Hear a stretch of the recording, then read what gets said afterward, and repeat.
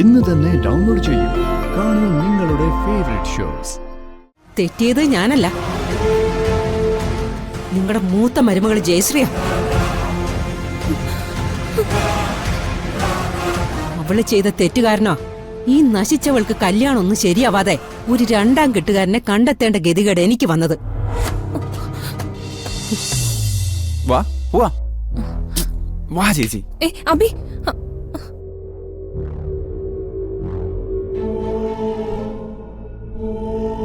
മുന്നോട്ടുള്ള കാര്യങ്ങളൊക്കെ നമുക്ക് പിന്നീട് സംസാരിക്കാന്നാ ബ്രോക്കർ പറഞ്ഞിരിക്കുന്നത്. ഓ അതിനെന്താ, എന്നോടും പറഞ്ഞിരുന്നു. ദുർഗ ഇപ്പൊ വരും.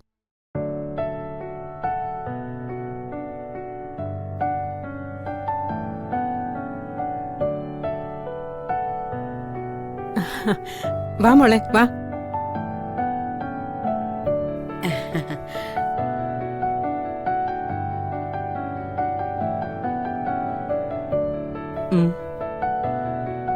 ചായ കൊടുക്കും മോളെ. അതെ, ആദ്യം പയ്യന് എന്നെ കൊടുക്കുമോളെ.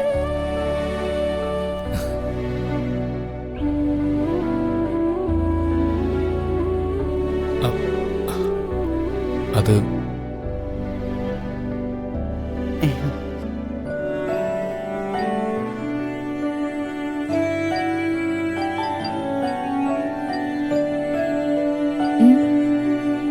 ആദ്യം ദിനേശന് കൊടുക്കുമോളെ. ദിനേശനാ മോളെ കല്യാണം കഴിക്കാൻ പോണേ.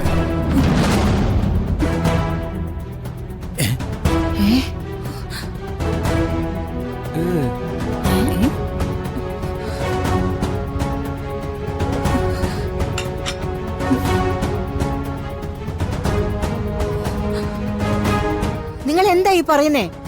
അപ്പൊ ഇതാണോ പയ്യൻ? അതെ. എന്താ ഒന്നും അറിയാത്ത കണക്ക്? വസുമതി ഒന്നും പറഞ്ഞില്ലേ? എന്താ വസുമതി, നിങ്ങൾക്ക് കാര്യങ്ങളെല്ലാം അറിയാവുന്നതല്ലേ, പിന്നെന്താ മിണ്ടാതെ നിൽക്കുന്നേ? അത് എനിക്കെല്ലാം അറിയാം. അതറിഞ്ഞിട്ട് തന്നെ ഞാൻ നിങ്ങളോട് വരാൻ പറഞ്ഞേ. അപ്പോ നീ അറിഞ്ഞിട്ടാ ഇതൊക്കെ നടക്കുന്നതല്ലേ? ദുർഗയേക്കാൾ എത്ര വയസ്സിന് മൂത്ത ആളായത്? നിങ്ങൾ എല്ലാവരും കൂടി ഞങ്ങളെ വിളിച്ചു വരുത്തി എന്താ അപമാനിക്കാണോ?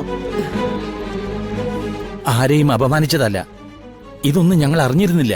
ശരി, ഞാൻ പറയാം. ഇതെന്റെ മകൻ ദിനേശൻ. ഇവന്റെ ഭാര്യ മരിച്ചിട്ട് 2 വർഷമായി. ഒരു കുഞ്ഞുണ്ട്. അതുകൊണ്ട് തന്നെ കുഞ്ഞിനെ നോക്കാൻ ഒരു അമ്മ വേണം. അതുകൊണ്ടാ രണ്ടാമതൊരു വിവാഹത്തിന് തയ്യാറായത്.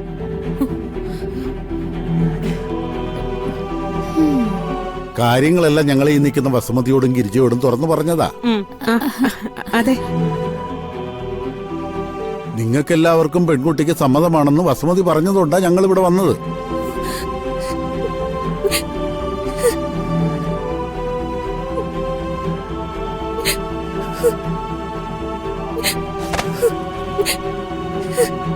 വസുമതി ഇങ്ങനെ പെരുമാറുന്നതിൽ അത്ഭുതപ്പെടാനൊന്നുമില്ല.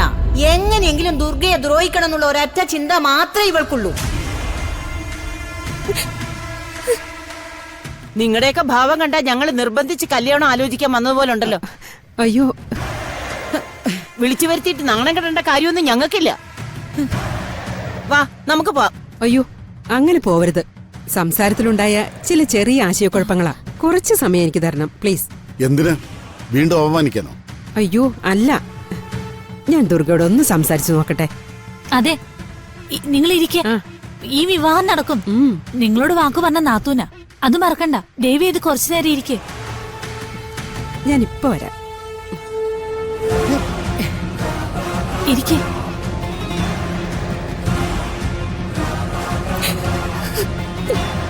നീ എന്താ കരയാണോ?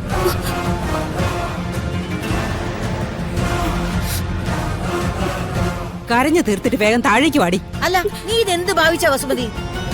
ഇത്രയൊക്കെ പറഞ്ഞിട്ടും നിന്റെ തെറ്റ് നിനക്ക് മനസ്സിലാവുന്നില്ലേ? തെറ്റിയത് ഞാനല്ല, നിങ്ങളുടെ മൂത്ത മരുമകൾ ജയശ്രീയ. അവള് ചെയ്ത തെറ്റുകാരനോ ഈ നശിച്ചവൾക്ക് കല്യാണം ഒന്നും ശരിയാവാതെ ഒരു രണ്ടാം കെട്ടുകാരനെ കണ്ടെത്തേണ്ട ഗതികേട് എനിക്ക് വന്നത്.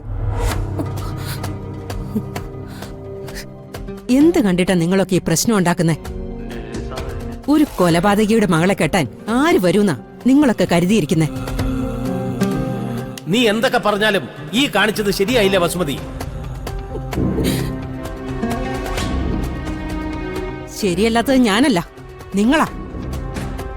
നിങ്ങൾക്ക് എന്തെങ്കിലും കഴിവുണ്ടായിരുന്നെങ്കിൽ ആദ്യ ഭാര്യയെ അടക്കി നിർത്തുമായിരുന്നു.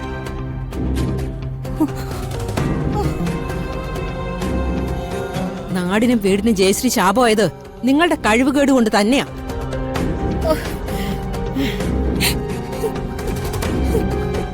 ഞാനൊരു കാര്യം പറഞ്ഞേക്കാം, എന്റെ ജീവിതവും ഇങ്ങനെയായി. ഇപ്പൊ എന്റെ മോൾക്ക് നല്ലൊരു കല്യാണാലോചന വന്നിരിക്കുക. ഈ നാശത്തിന്റെ പേരും പറഞ്ഞ് അത് തടയാൻ ഞാൻ സമ്മതിക്കില്ല. അതുകൊണ്ട് ഇപ്പൊ ഞാൻ കൊണ്ടുവന്ന പയ്യനെ കൊണ്ട് ഇവളെ കെട്ടിച്ച് ഇവിടുന്ന് ഒഴിവാക്കിയേ പറ്റൂ. അത് നടക്കില്ല, ഞാൻ സമ്മതിക്കില്ല.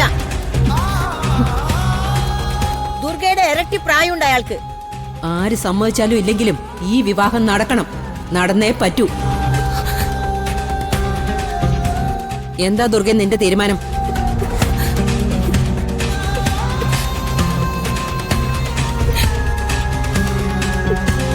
നിനക്ക് ഞാൻ കണ്ടെത്തിയ പയ്യനെ താഴെ ഇരിക്കുന്നെ. അവരോട് ഞാനിപ്പോ എന്താ പറയണ്ടേ? നീ എന്തിനാ അവളോട് ചോദിക്കുന്നേ? മര്യാദക്ക് പോയി അവരെ പറഞ്ഞുവിട്. ശരി, ഞാൻ പോയി അവരെ പറഞ്ഞുവിടാം. പക്ഷേ അവര് പോയതിന് പിറകെ ഞാനും എന്റെ മക്കളും ഈ വീട് വിട്ടിറങ്ങും. പിന്നെ ജീവിക്കണോ മരിക്കണോന്ന് ഞാൻ തീരുമാനിക്കും. വസുമതി, നീ എനിക്ക് ചെയ്തു തന്ന സത്യം നീ മറന്ന സ്ഥിതിക്ക് ഞാനും എന്റെ വാക്കുകൾ പാലിക്കുന്നില്ല.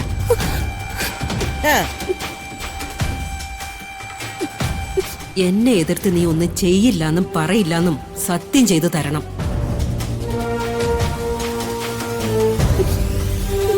എന്താ വേണ്ടെന്ന് എനിക്ക് നന്നായി അറിയാം.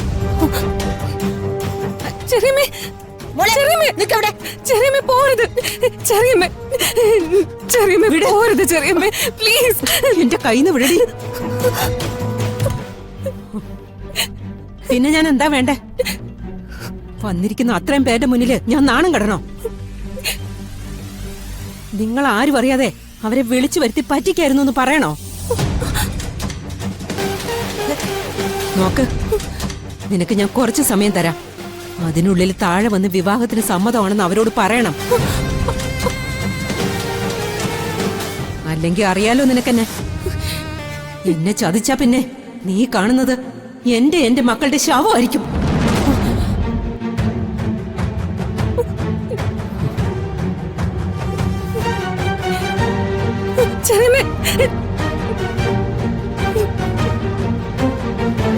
മോളെ മുത്തശ്ശി കരയാതെ.